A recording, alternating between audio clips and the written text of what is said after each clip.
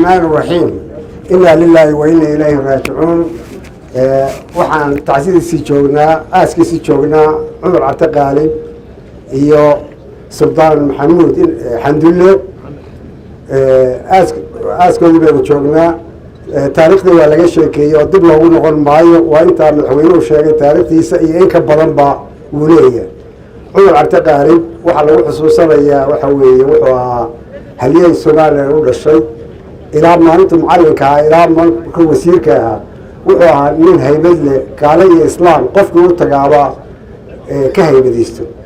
wuxuu ahaa nin naxariis badan oo aada u naxariis badan oo dadka ku xidhan oo aan kala soocin oo danta Soomaaliland iyo Soomaaliba ka shaqeeyey.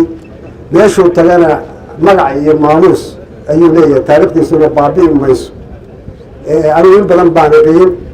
waxa weeye nin muxtarima oo aan afkiisa laga nabad galo oo naxariis badan oo qof walba la ooya wixii dhibaata ku dhacdo. waana la xusuusan doonaa. waxaan hadda u tacsirinayaa Somaliland, qaranka Somaliland. waxaan tacsir u dirayaa qoyskii reer qaalib oo rag badan caruurtiisa inay kala joogto. muu dhimane waxa weeye waa dhuuntay.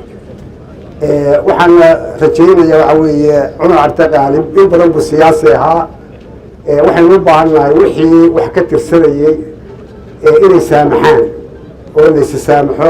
waayo qofku mar hadduu siyaasi yahay waxuusan ku talagalay wuxuusan ku talagelinba waa ku dhacayaan. marka wax alla wixii yaqiin waxaan ka codsanayaa Soomaaliya in la saamaxo oo laysa saamaxo oo wixii haddii wax ka tirsanayena uu halkaa ku noqo. cumar carte qaalib taariikhdiisana waxaan soo jeedin lahaa in laga dhigo iskuullada Somaliland, taariikhdiisa laga dhigo oo qofku markuu dhinto uyeynaan tacsiin waxa weeye taariikhdiisa in la qoro oo cumar carte taariikhdiisa la qoro oo jiilka dambe rag ay ku daydaan ay soo baxaan. waayo haddii aan waxba la qorin oo sidaa uu ku tago waxa weeye dee inteena waaweyn baa garanaysa inta dhallinyarada ilaa 2000 dhalatay waxaa laga yaabaa inayn aqoonba cumar carte ayan u lahayn. ilaahay waxaan uga baryaa inuu jannadii firdawsa ka waraabiyo.